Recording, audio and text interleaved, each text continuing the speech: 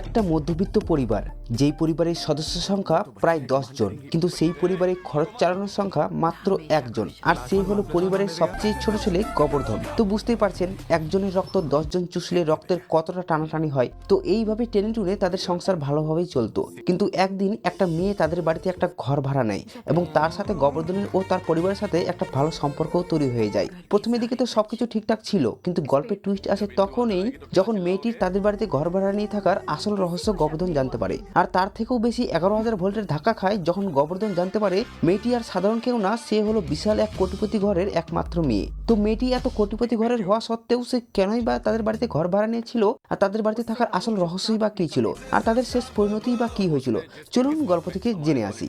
গল্পের নাম the family star. গল্পটি শুরু হয় একটি এমএলএ এর বাড়ি থেকে। আজ এমএলএ এর নাতির সাথে এই মেয়েটির বিয়ে।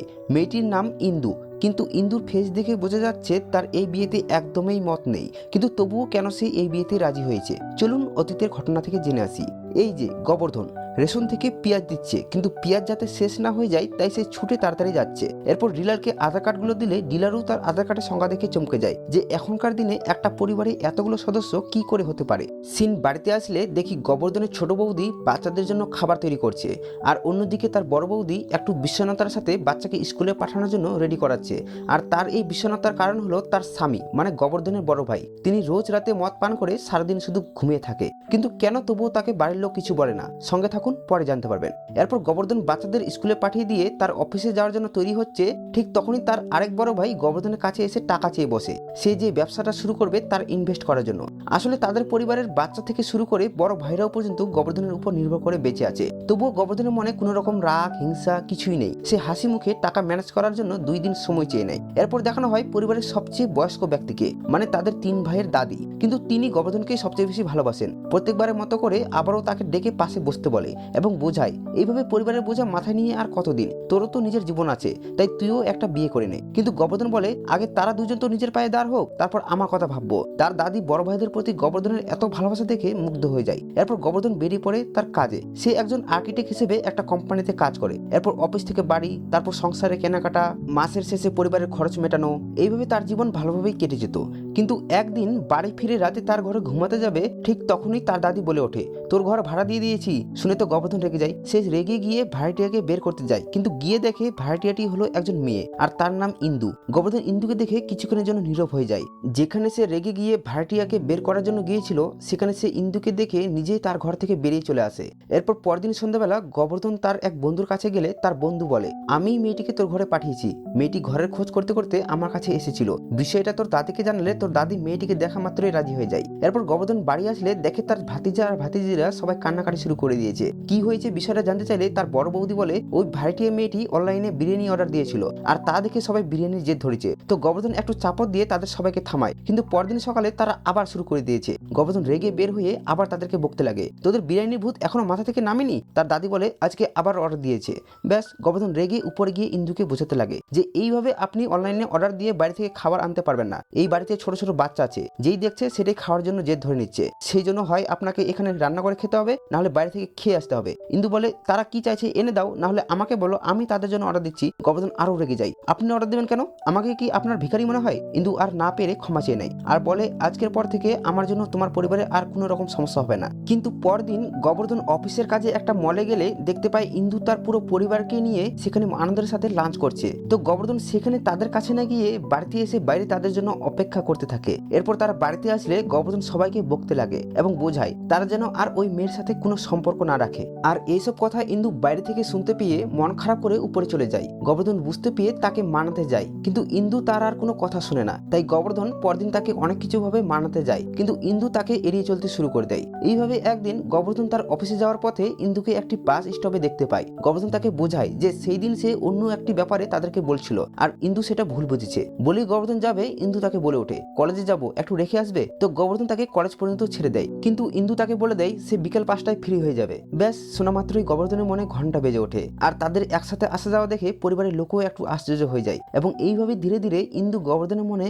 এবং তাদের পরিবারের মাঝে একটা জায়গা করে নেয়। এরপর কয়েকদিন পর একটা অচেনা লোক তাদের বাড়িতে ঢুকে কাউকে কিছু না বলেই খাবার বেড়ে নিয়ে খেতে শুরু করে দেয়। দাদি কে হয় জিজ্ঞেস করলে লোকটি বলে, তোর নাতি আমার কাছ থেকে 8 লাখ টাকা নিয়ে সব মদ খেয়ে উড়ে দিয়েছে। 1 ঘন্টার মধ্যে আমার লোক এখানে অটো নিয়ে আসবে। যদি টাকা হয় তাহলে তোর নাতিকে টাকা দিয়ে পাঠিয়ে দিস, আর টাকা না হলে তোর নাতি বউকে পাঠিয়ে দিস। তো কথা মতো নাতি বউ অটোতে করে চলে আসে, কিন্তু শুধু নাতি বউ না, গোবর্ধন পুরো পরিবারকেই নিয়ে চলে আসে। তো এখন এখানে কি হবে আপনারা তা নিশ্চয়ই বুঝে গেছেন। এরপর গোবর্ধন লোকটিকে টাকা না দিয়ে কানে একটু সাবধান হওয়ার ঝাড়ফুঁক দিয়ে বাড়ি চলে আসে। রাতে তার মাতাল বড় ভাই বাড়ি ফিরলে গোবর্ধন তাকে বোঝায় এইভাবে সে কেন নিজের জীবনটাকে শেষ করে দিচ্ছে। সে চায় না তার বড় ভাই এইভাবে চোখের সামনে শেষ হয়ে যাক। গোবর্ধনের উপর তার যদি রাগ থাকে তাহলে সে চর মেরে সেই রাগটা নামিয়ে নিক, কিন্তু আগের অবস্থায় আবার ফিরে আসুক। দিয়েও দিল গোবর্ধনকে এক থাপ্পড়। ইন্দু এদের দুজনের মধ্যে কি হয়েছিল তার দাদির কাছ থেকে জানতে চাইলে তার দাদি বলে, মানুষ আপনজনদের জন্য যতই ভালো কাজ করুক, সে যদি একটা ভুল করে তাহলে তাকে সেই ভুলের জন্যই বারবার কষ্ট পেতে হয়। তার বড় ভাই প্রত্যেক বছর গভর্নমেন্ট জবের জন্য ইন্টারভিউ দিত, আর কোনো না কোনো কারণে সে রিজেক্ট হয়ে যেত, আর সেই বছরেও সে পাস করতে পারেনি। তাই গোবর্ধন তাকে একটু অপমান করে, আর তখন থেকেই তার বড় ভাই মদে আসক্ত হয়ে যায়। পরদিন ইন্দু কলেজে যাওয়ার জন্য বের হলে দেখে গোবর্ধন মন খারাপ করে বসে আছে। ইন্দু তার কাছে গিয়ে তাকে সান্ত্বনা দেয় এবং তার বড় ভাইয়ের লোন পরিশোধ করার জন্য 8 লাখ টাকা বের করে দেয়, কিন্তু গোবর্ধন নিতে রাজি হয় না। সে জানায় তার কাছ থেকে সে এতগুলো টাকা নিলে কোনোদিনও তা ফেরত দিতে পারবে না। কিন্তু ইন্দু বলে, তোমাকে এই টাকা ফেরত দিতে হবে না, তুমি পরিবারের কত খোঁজ রাখো, আমি না হয় তোমার খোঁজ রাখবো। বুঝতে পেরেছেন ইন্দু কি বোঝাতে চাইছে? কিন্তু এই গোবর্ধন গর্দবটা এখনো বুঝতে পারেনি। তাই গোবর্ধন তার কাছ থেকে এই কথার মানে জানতে চাইলে এত খোলাখুলি ভাবে বলা সত্ত্বেও গোবর্ধন না বুঝতে পারায় ইন্দু তাকে গর্দব বলে নিচের দিকে চলে যায়। গোবর্ধনও নিচে গিয়ে তাকে আটকায় এবং বলে, আমার খেয়াল রাখতে চাইছো?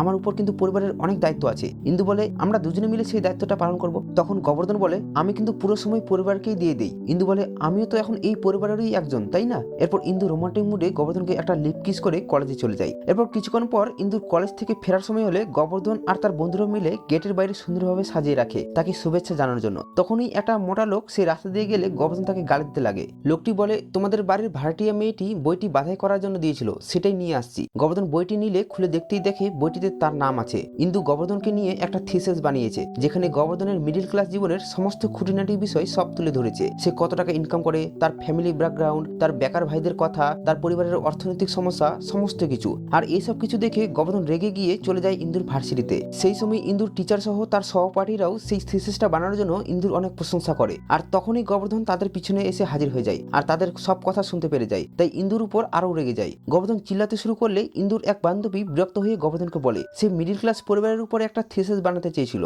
আর সেই জায়গায় সে তোমাকে পেয়েছে, এছাড়া আর কোনো মতলব ছিল না। ইন্দু তখন তাকে থামিয়ে গোবর্ধনকে বোঝাতে যায়, কিন্তু গোবর্ধন মনের রাগে তাকে চর মেরে দেয় আর অপমান করতে থাকে। এরপর সে বইয়ের কিছু লেখা পড়েও শোনায় আর ইন্দুকে বলে, তুমি আমাদের সম্পর্কে এরকম ভাবো? এটা কোনো থিসিস না, এটা আমার পরিবারকে নিয়ে তোমার জাজমেন্ট। ইন্দু তাকে বোঝাতে যায় যে সে তাকে ভুল বুঝছে, কিন্তু গোবর্ধন তার কোনো কথাই শুনে না। সে রেগে বাড়ি চলে আসে। এরপর তার অফিসে যায়, কিন্তু অফিসে গিয়েও তার শান্তি নেই। তার পরিবারকে নিয়ে লেখা কথাগুলো তার বারবার মনে পড়ে। তখনই তার নজর পড়ে যায় ল্যাপটপের দিকে আর দেখতে পায় একজন ব্যক্তিকে, যিনি বিশাল বড় কোম্পানির একজন মালিক। কলেজে গোবর্ধনের আর্কিটেকচারের প্রেজেন্টেশন দেখে মুগ্ধ হয়েছিলেন, তাই তাকে জব অফার করেছিলেন, কিন্তু গোবর্ধন তখন পরিবারের চাপে রাজি হয়নি। কিন্তু এখন ওনার কোম্পানিতে কাজ করার জন্য গোবর্ধন ওনার সাথে দেখা করতে চলে যায়। গোবর্ধন ওনাকে অনেক রিকোয়েস্ট করে একটা জব পাওয়ার জন্য। যেহেতু গোবর্ধন একজন ট্যালেন্টেড এবং পরিশ্রমী ছেলে, তাই উনি তাকে জব দিয়ে দেন এবং জব পাওয়ার সাথে সাথেই গোবর্ধন ওনার কাছ থেকে অ্যাডভান্স 2 বছরের স্যালারি চেয়ে বসে। ইন্দুর তার পরিবারকে নিয়ে লেখা কথাগুলো মিথ্যা বানানোর জন্য সে প্রথমে গিয়ে একটা লেটেস্ট আইফোন কিনে ফেলে। তারপর ইন্দুকে ভিডিও কল করে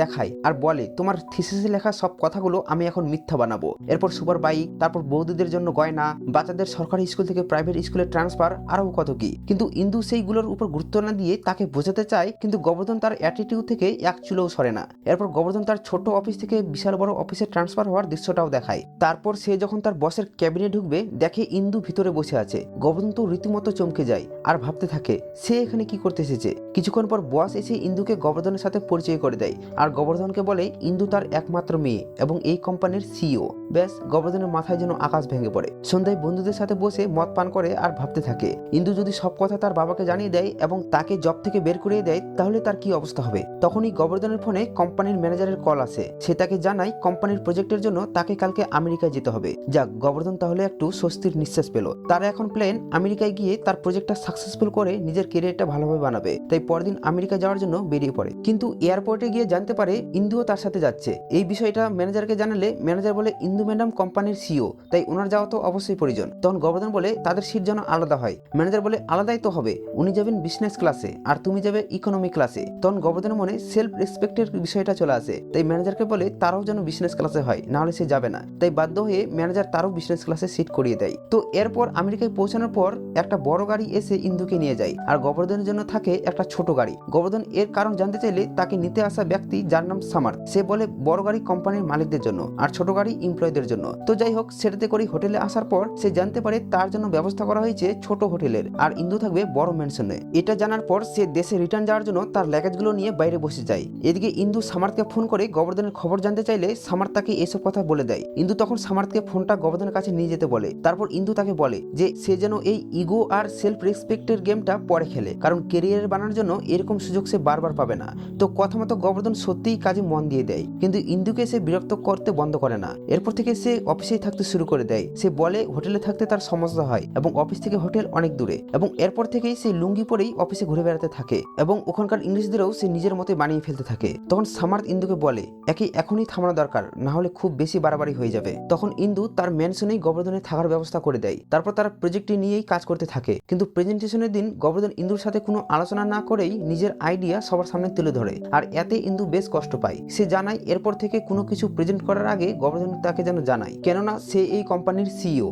এরপর পরদিন অফিসে একটা ছেলে বাজেভাবে ইন্দুকে দেখতে থাকে এবং ইন্দুর ভিডিও করে নেয়। এটা গোবর্ধন বুঝতে পেরে ছেলেটিকে মারধর করতে থাকে। তখন ছেলেটি বলে সে ইন্দুকে বিয়ে করতে চায়। একথা শুনে ছেলেটিকে আরও মারতে থাকে। ইন্দু বুঝতে পারে তার জন্য হয়তো ছেলেটিকে মারছে, আর এতে সে খুব খুশি হয়। কিন্তু গোবর্ধন ছেলেটিকে বলে আসলে ওই ভিডিওতে সেও এসেছিল, গোবর্ধনের বিনা অনুমতিতে ভিডিও বানানোর জন্যই তাকে মেরেছে। এরপর রাত্রিবেলা দুজনে মিলে ড্রিঙ্কস করছিল, ঠিক তখনই গোবর্ধনের মোবাইলে স্যালারি মেসেজ আসে, কিন্তু 3 লাখের পরিবর্তে তার স্যালারি এসেছে মাত্র 30,000। সে এই ব্যাপারটা ম্যানেজারকে জানালে ম্যানেজার বলে সে যেহেতু বিজনেস ক্লাসের ফ্লাইটে এখানে এসেছে, তাই তার টাকা বেতন থেকে কেটে নেওয়া হয়েছে। এই কথা শুনে গোবর্ধনের মাথায় আকাশ ভেঙে পড়ে। সে চিন্তায় পড়ে যায় যে পরিবারের খরচ সে এখন কিভাবে মেটাবে। তখন সামার তাকে অ্যাডভাইস দেয় যে ইন্দু ম্যাডামকে বললে তোমার সমস্যা 1 মিনিটেই সলভ করে দেবে। তখন গোবর্ধন পরিবারের চাপে ইন্দুকে বলতে যায়, কিন্তু তার ইগো যেন শরীর থেকে নামতে চাইছে না। সে ভাব দেখে বলে যে ম্যানেজারকে ফোন করে সে যেন তার স্যালারিটা ঠিক করে দেয়, কিন্তু ইন্দু কিছু না বলেই চলে যায়। তখন সামার এসে তাকে বলে বসের সাথে এইভাবে কথা বললে তোমার কাজ কখনোই হবে না, বসের সাথে রিকোয়েস্ট করে কথা বলতে হবে। কিন্তু পরদিন গোবর্ধনকে বাড়ি থেকে ফোন করে